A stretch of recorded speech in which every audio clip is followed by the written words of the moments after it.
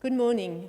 Following Flavio's presentation, Bonjour, à la suite de la présentation de Flavio, clinical description and je voudrais vous présenter ces résultats pour les patients ERAD.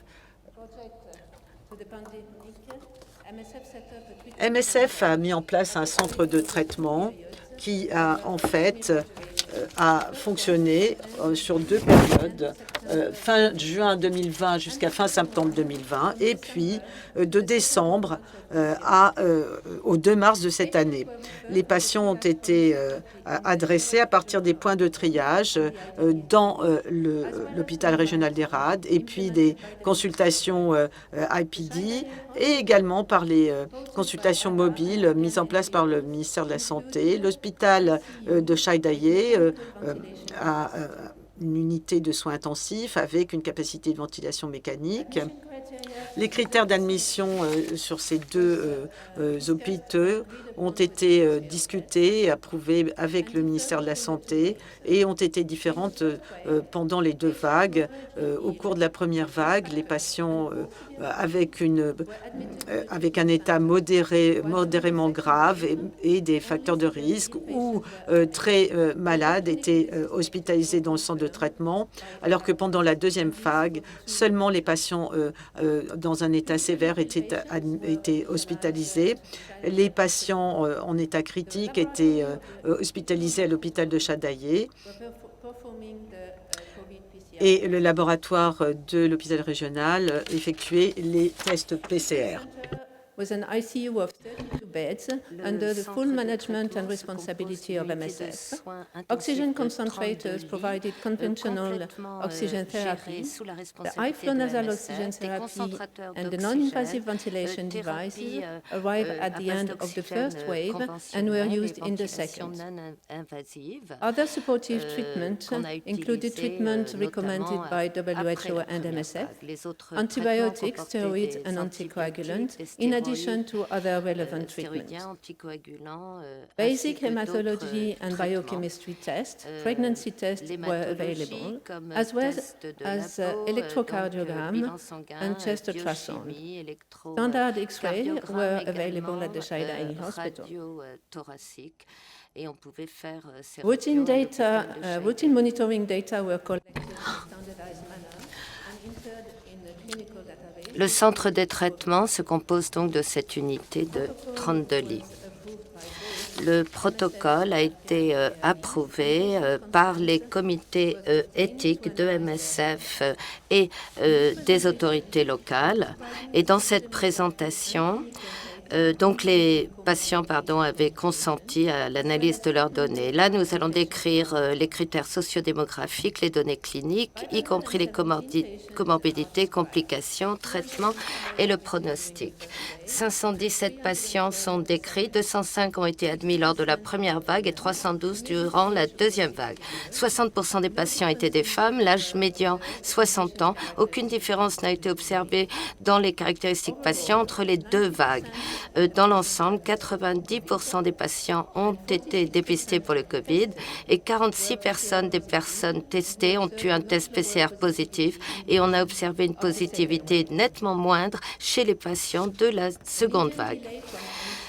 Le retard moyen entre l'apparition des symptômes et l'admission était de 7 jours, le même pour les 2 vagues. La plupart des patients signalaient toux, dyspnée et fièvre.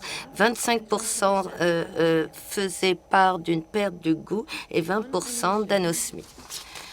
À l'admission, un tiers des patients déclaraient une comorbidité et un second tiers, plus d'une comorbidité. Les comorbidités les plus fréquentes étaient l'hypertension et maladie pulmonaire chronique. Mais lors de l'hospitalisation, des comorbidités supplémentaires ont été détectées chez 108 patients. 68 d'entre eux avaient déjà déclaré au moins une comorbidité. Et l'hypertension et les atteintes pulmonaires chroniques restant là encore les plus fréquentes de ces comorbidités.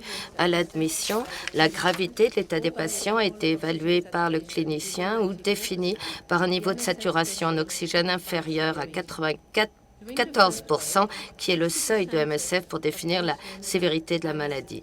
Lors de la première vague, 60% des patients avaient une saturation en oxygène inférieure à 94% et 50% ont été considérés gravement malades par le clinicien qui les a examinés. Lors de la seconde vague, ces deux proportions ont nettement augmenté, grimpant jusqu'à 76% et 96% respectivement. Et ce changement dans la proportion des patients sévères reflète le changement intervenu au niveau des critères d'admission entre les deux vagues. 75% des patients de la seconde vague ont reçu une oxygénothérapie. La plupart des patients ont bénéficié d'une oxygénothérapie conventionnelle. Là, sur ce camembert, vous avez la quantité d'oxygène administrée aux patients. La moitié des patients ont reçu 5 litres par minute ou moins. C'était le débit maximum d'oxygène administré. Dans les deux vagues, une proportion élevée de patients se sont fait administrer des antibiotiques et des anticoagulants, alors que lors de la seconde vague, ce sont les corticoïdes qui ont été les plus prescrits. Et donc, 90% des patients de la seconde vague ont reçu ces deux types de médicaments contre 60% lors de la première vague. Dans l'ensemble, 9% des patients avec une saturation en oxygène inférieure à 94% à l'admission ont développé des complications contre 3% parmi les patients moins graves. On a observé moins de complications chez les patients admis lors de la seconde vague, 3%, contre 13% parmi les patients de la première vague. Cette baisse a été observée chez l'ensemble des patients, indépendamment du degré de gravité de la maladie. Les complications les plus fréquentes étaient la pneumonie et des difficultés respiratoires et problèmes cardiaques. La pneumonie est la complication qui a baissé le plus lors de la seconde vague. La grande majorité des patients sont retournés chez eux dans des proportions similaires lors des deux vagues. Très peu de patients sont décédés lors de ces deux vagues, bien qu'un nombre plus élevé de patients et de patients sévères a été vu lors de la seconde vague. Une proportion moindre de patients ont été transférés durant la seconde vague, et ceux qui ont été adressés, transférés dans la seconde vague, ont été généralement transférés vers l'hôpital Shahidaï, 59%, beaucoup plus donc que lors de la première vague, 44%.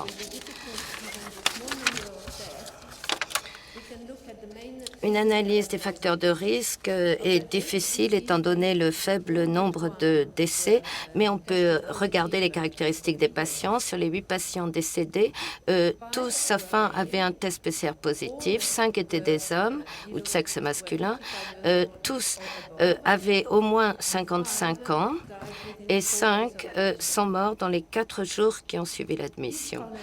Sur cette colonne, on voit la proportion des valeurs de saturation en oxygène inférieure à 94% lors du séjour de ces patients à l'hôpital. La plupart des patients ont présenté un taux de saturation en oxygène inférieur à 94% pendant la plupart de leur séjour à l'hôpital. La dernière valeur de saturation d'oxygène était inférieure à 94% pour 6 des 8 patients. Le débit d'oxygène maximum administré a été de 20 litres ou davantage pour 5 patients sur 8, et 2 de ces patients ont bénéficié de ce qu'on appelle l'oxygène nasal à haut débit. Concernant les morbidités, les comorbidités et les complications, 6 patients présentaient des comorbidités et souvent plus d'une comorbidité. Les plus fréquentes étaient l'hypertension et les maladies pulmonaires chroniques. 5 ont présenté des complications, les plus fréquentes étant problèmes cardiaques et respiratoires. Alors, la mise en œuvre de la base de données clinique en Afghanistan a représenté un gros défi. Le suivi des patients en état grave et aigu requiert la collecte d'un grand nombre de données. Et étant donné la charge de travail élevée, toutes les données n'ont pas été collectées et codées en routine.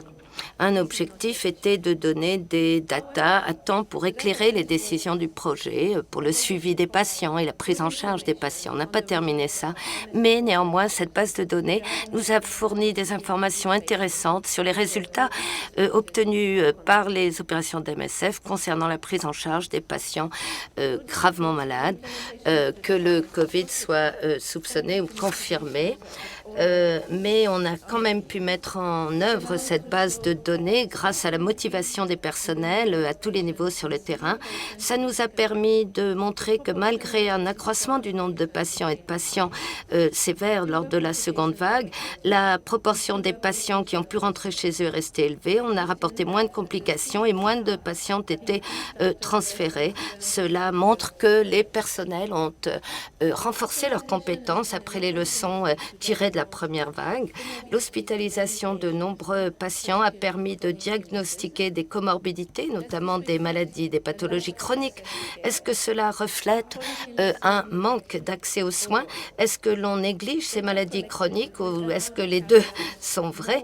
La collecte de données nous permet de réaliser davantage d'analyses pour apprendre encore davantage et améliorer le soin administré aux patients. Et merci beaucoup à tous ceux qui ont contribué à la collecte de cette base de données cliniques sur le Covid et un grand merci particulièrement aux équipes de MSF en Afghanistan.